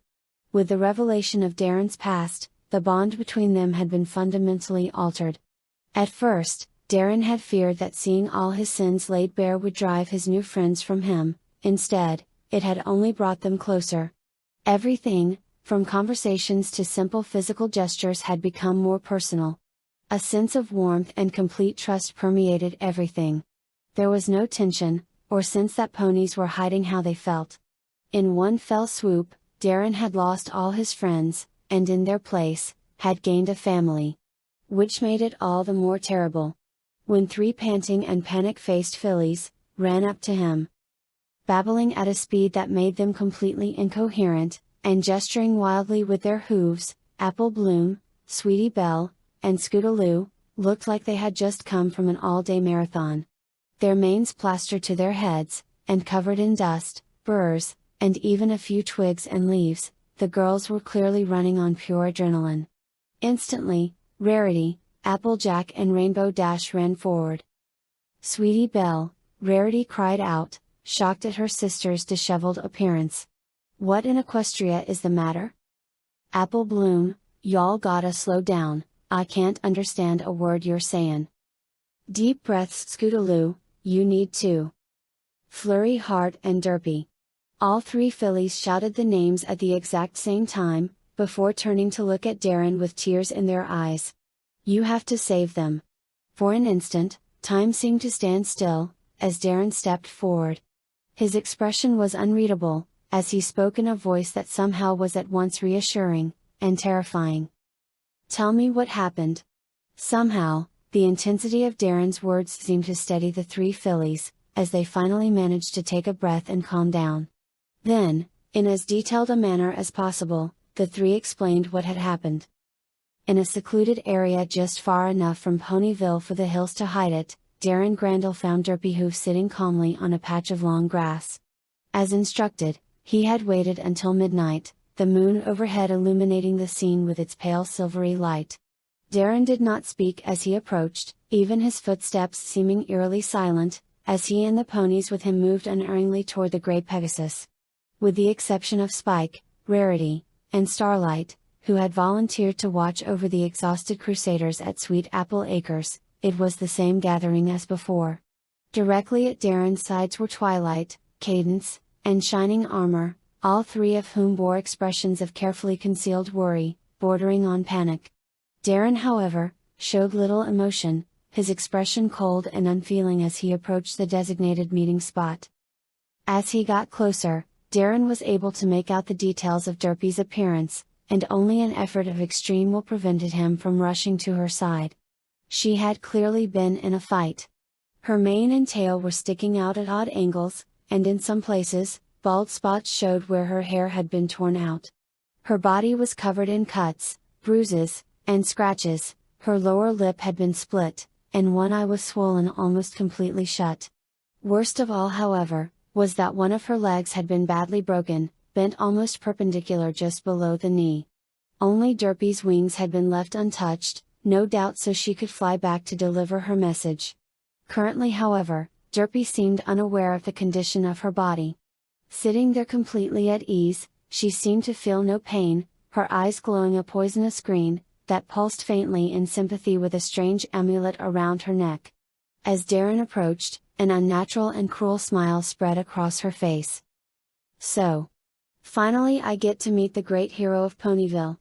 The voice that came from Derpy's mouth was unmistakably female, however it was deep, vicious, and dripping with a venomous sarcasm. "Where is my daughter, you monster?" Shining Armor roared, only prevented from charging at Derpy by Cadence's steady hoof barring the way. A laugh filled with sadistic mirth emanated from Derpy, or rather, from the puppeteer controlling her. "What? No, hello, Shiny. And here I thought we were close. Did you not enjoy the time you spent as my cold toy way back when?" Once again, Cadence restrained her husband, though the glare she directed at Derpy was nothing short of murderous. "Where is Flurry Heart?" The question was uttered with a coldness so intense, that Shining and Cadence felt their anger washed away by an instinctive fear, as Darren Grandel stepped between them and the possessed Pegasus. Derpy let out an almost filly-ish titter. "Oh, come now. Don't you think you should at least let me introduce myself first?" Darren's expression did not move an inch, yet it felt as if all the wrath of Armageddon itself spilled from his gaze. "You are Chrysalis, former queen of the changelings. I ask you again, where is Flurry Heart?" Chrysalis, through her puppet, put on a bored expression. "Ugh, you really aren't going to let me enjoy this, are you?" "Not to worry, Shiny and Cadence's little bundle of joy is perfectly safe here with me." As before, Darren's expression did not shift. "And what proof do I have that you speak truly?" he demanded, his voice as cold and unmoving as a glacier. Chrysalis giggled. "None, except of course, my word." Instantly Chrysalis began laughing uproariously, as though she had just told the funniest joke in the world. Still, Darren did not react, his expression and body language seemingly locked in a state of frigid stasis. "What do you want in exchange for Flurry Heart's safe return?" he asked, his tone as steady and unemotional as stone covered in ice. Instantly Chrysalis stopped laughing to smile at Darren, the expression looking nothing less than unholy when portrayed by Derpy's face. "Nothing much. I just want you to play a little game with me," she stated, her tone filled with all the false innocence of a cat toying with a cornered mouse. "The game is simple, all you need to do is win a little. Let's call it a contest of champions. You, and you alone, just need to cross through an arena I've prepared for you in the Everfree Forest, while the challengers I've arranged for you try to stop you. If you can reach Flurry Heart without dying, then you get to walk away with her, and I swear to never again bother Equestria. If you lose, however..." The smile on Derpy's face whitened grotesquely. "Then I keep Flurry Heart, and raise her as my own. You see, I just recently came across an ancient changeling spell that I've been dying to try out. Apparently, it has the power to irreversibly imprint the mental characteristics of the caster on another subject. Once the spell is performed, Flurry Heart will effectively be another version of me. Chrysalis suddenly began howling with laughter. Can't you just imagine it?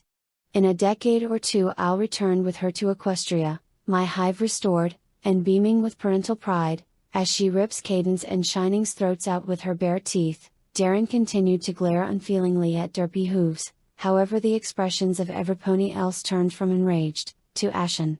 Suddenly Celestia stepped forward to stand at Darren's side, her eyes like twin pools of fire, the heat emanating from her body turning the dew on the grass to steam in mere moments.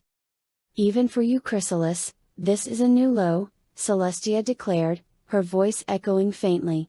Turning Derpy's head to look at Celestia, Chrysalis simply smirked. Why Celestia, whatever do you mean? She asked, her tone a mocking parody of sincerity. All I want to do is make you watch as the love of your life dies in front of you, and then twist your grandniece into a weapon to help me take over your kingdom. Is that so wrong? Celestia's mane flared to a blinding radiance, the grass wilting beneath her hooves as she struggled to control her temper. Only the feeling of Darren's hand being placed on her shoulder kept her from trying something drastic. When and where? Darren asked, his tone still utterly devoid of any identifiable emotion. Tomorrow at dawn, I'll set up a beacon to guide you to the right spot. Do avoid being late. Darren seemed almost not to hear, as he moved to stand right in front of Derpy.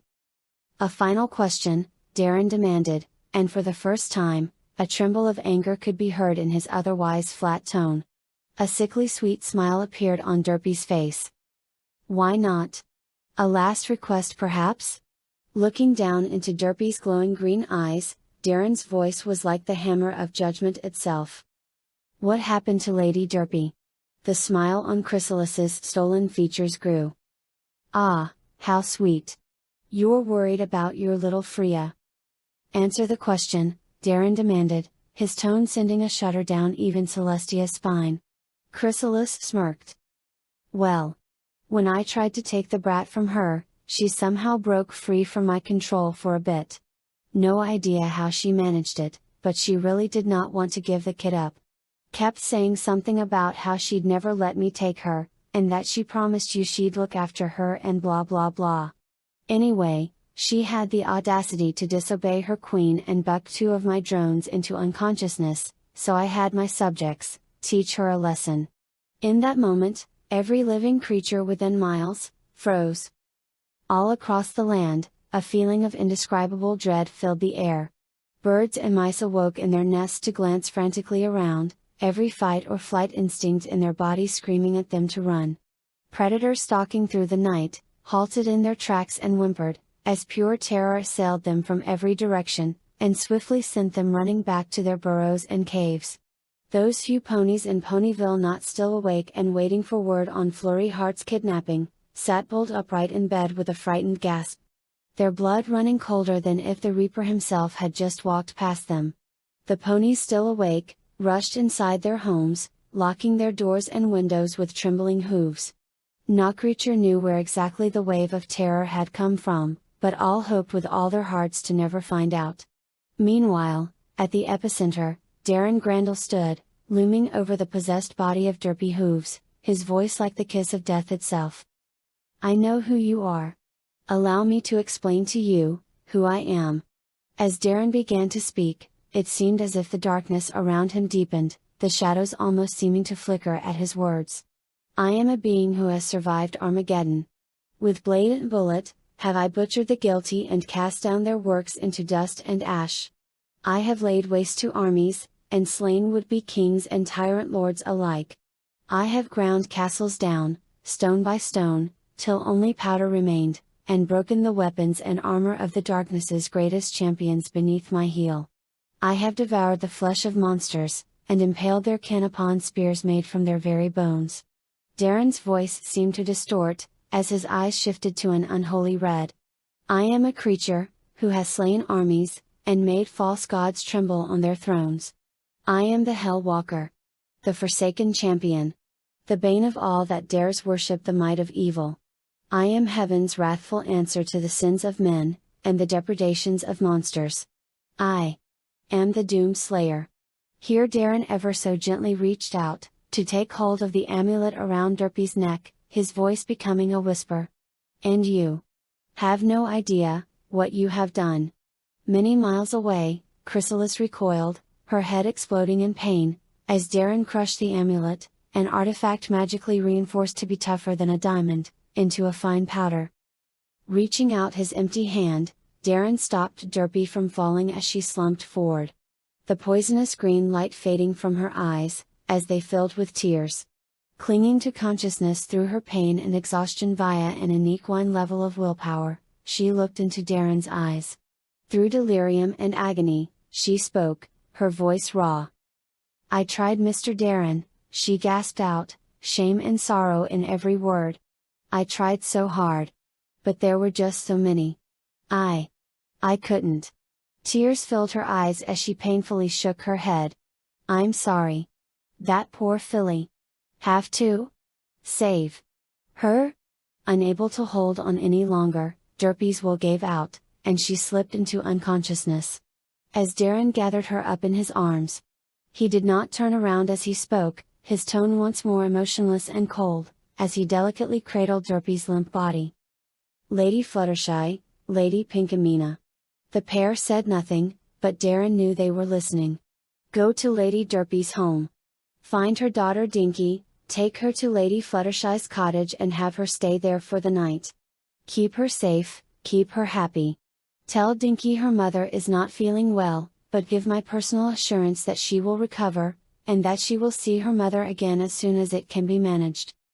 "Of course," Fluttershy agreed. "No problem," Pinky replied, an almost unnatural note of seriousness entering her voice. Darren gave no indication he heard them, as they headed off to follow his instructions. "Lady Cadence, Lord Shining Armor?" Darren asked, his tone softening just a hair. "Yes?" Cadence asked, doing a commendable job of keeping her cool, despite clearly being close to a breakdown. Shining, however, seemed completely unable to reply, staring blankly at the ground as Darren spoke. "I believe it would be best if Ladies Luna and Celestia were to escort you back to the castle. I know it will be difficult, but for now I need you to stay put, and avoid doing anything rash."